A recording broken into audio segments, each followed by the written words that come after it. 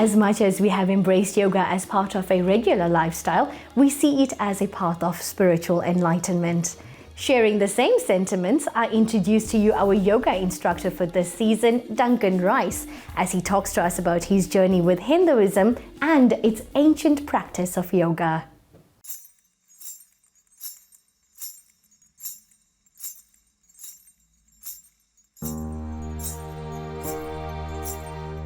Yoga is a spiritual discipline that has its roots in Hindu philosophy and is available universally to anyone. Yoga is also practiced to attain a higher state of consciousness.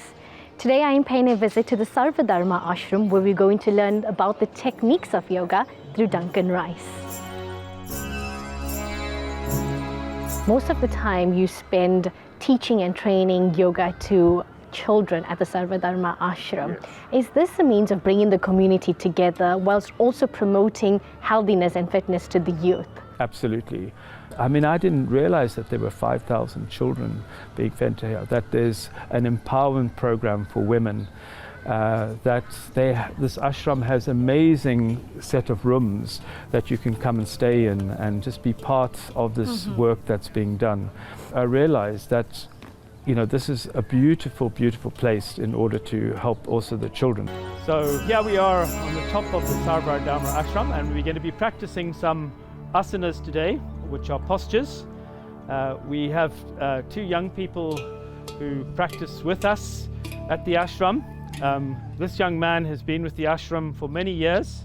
So we're going to show you now the tree posture, which is called Vrikshasana.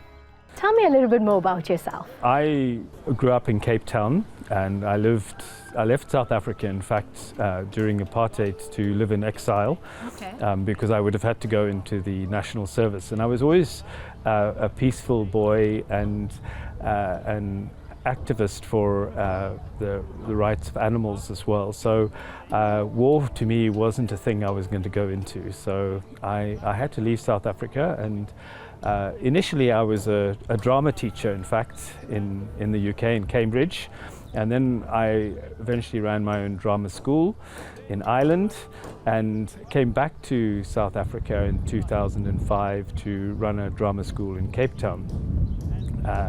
So that's my one life, but during the course of this I started to realize that I was really stressed out, and I then realized that I needed something to de-stress myself, and I dipped into this yoga, and from then my journey has started, and your life has changed. Yeah, my life has Then, changed. if you can, you're going to see if you can bring your heel up as high as you can, up your leg, without compromising the knee joint, if you can. So try and void the knee joint, and then you're going to bring your hands to the heart center.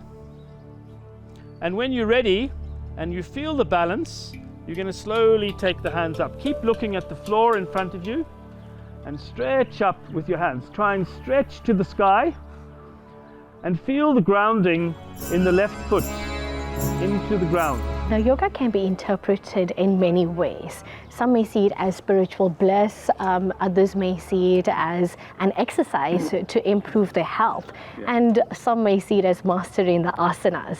But what does yoga mean to you? What can yoga teach us? And do you think it can transform lives? In my own discovery of yoga, I've realized that these beautiful ancient teachings have come from way back, nearly 4,000 years ago, and they've even found some sculptures in the Indus Valley of people sitting in Padmasana, the lotus position, and but then the Vedic teachings started to show this beautiful practice of yoga. Now, the understanding in the West is that it's just a purely physical exercise, but for me it's a much deeper. It's a path to self-realization. And this is the way I teach my yoga here in Durban, and when I was teaching in Cape Town as well, is to help people on this journey of self-realization. Duncan, I am aware that you studied yoga in India.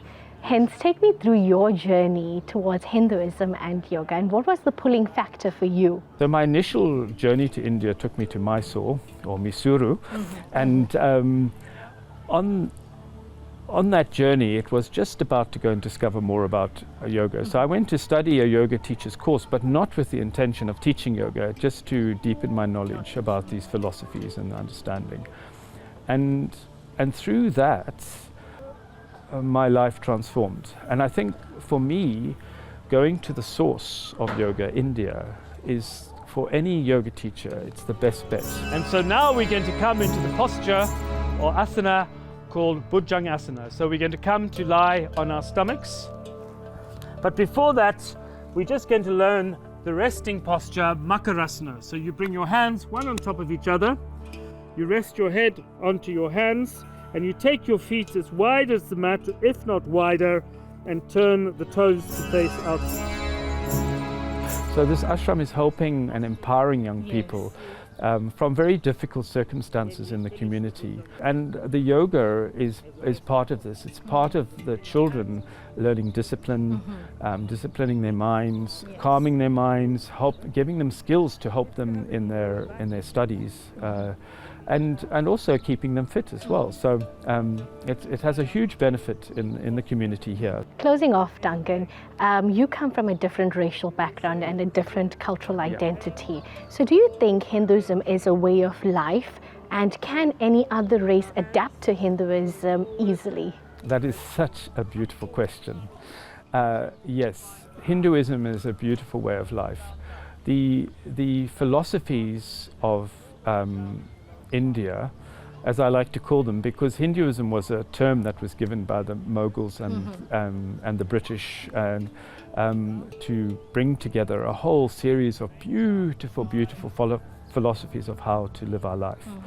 And if you read the Vedas or any of the ancient texts, you'll see some beautiful teachings of how to live our life, be happy and content. So yes, it is, anyone can become part of this, and this is what I love about these ancient teachings.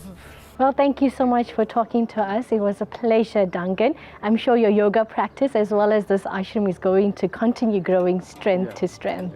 Yeah, well, we hope so. So this for me is my seva, so my service. We want to try and bring as many people to do yoga as possible. That's lovely, Duncan. Thank you so much for giving us your time. Namaste. Namaste. And then bring the hands to the heart center. Place the hands on the hips and bring the foot down.